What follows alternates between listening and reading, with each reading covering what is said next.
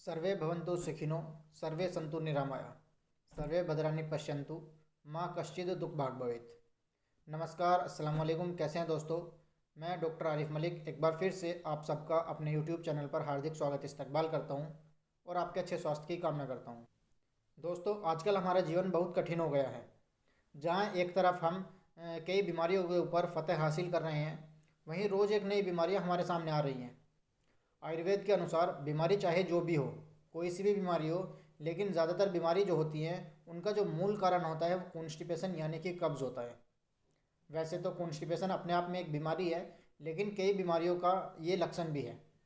अगर हम कॉन्स्टिपेशन को यानी कि कब्ज़ को ठीक कर लें तो हम काफ़ी बीमारियों से छुटकारा पा सकते हैं।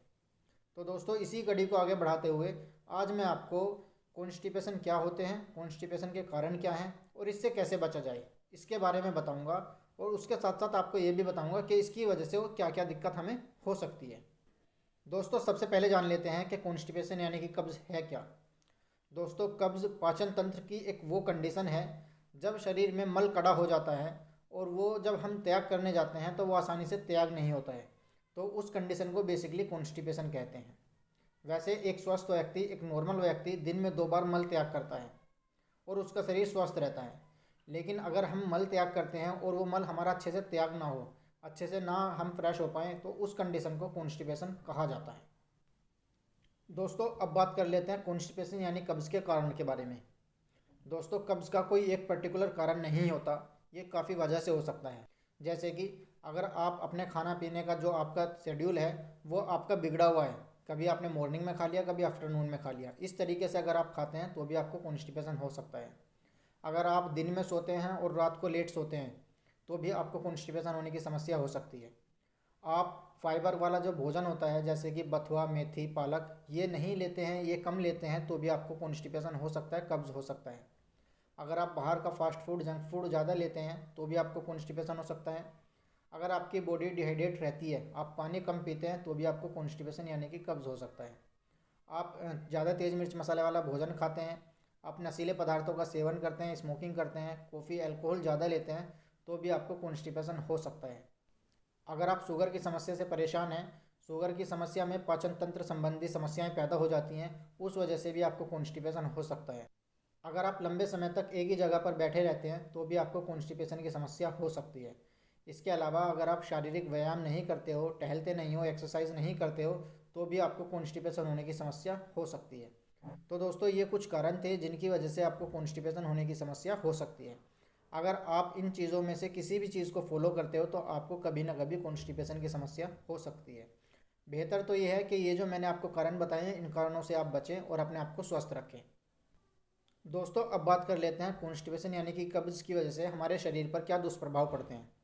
सबसे पहले जो दुष्प्रभाव पड़ता है वो ये पड़ता है कि हमें गैस बननी शुरू हो जाती है, खट्टी खट्टी डकारें आनी शुरू हो जाती हैं, सर में दर्द, चक्कर, भूख न लगने जैसी समस्याएं पैदा हो जाती हैं। इसके अलावा फिशर की कंप्लेन भी हमें हो जाती है, यानी कि जब हम मल त्याग करने जाते हैं तो हार्ड मल की वजह से हमारे गुदाद्वार में जो चीरा लग जाता है वो भी हो सकता है। हमें बवासीर की शिकायत हो सकती है। इसके अलावा हमारे मुंह से खट्टी खट्टी डकारें, हमारे मुंह से स्मेल आ सकती हैं। हमारी जो पेट की आंतें हैं वो कमज़ोर हो जाती हैं। जब एक ही जगह पर गला सड़ा मल एक ही जगह पर पड़ा रहेगा तो वो वहाँ पर गंदगी पैदा करेगा, वहाँ पर गलन सड़न पैदा करेगा। तो इस वजह से हमारी जो आंतें हैं वो भी कमज़ोर हो जाती हैं और हमारा जो पाचन तंत्र संबंधी सिस्टम है वो बिल्कुल एकदम से डिस्टर्ब हो जाता है, ख़राब हो जाता है। तो दोस्तों, ये कुछ दुष्प्रभाव थे जो हमारे शरीर पर कब्ज़ की वजह से पड़ सकते हैं। अब बात कर लेते हैं कि कॉन्स्टिपेशन से आखिर बचे कैसे। दोस्तों, कॉन्स्टिपेशन से बचने के लिए आपको सर्वप्रथम अपने डाइट मैनेजमेंट सही करना होगा।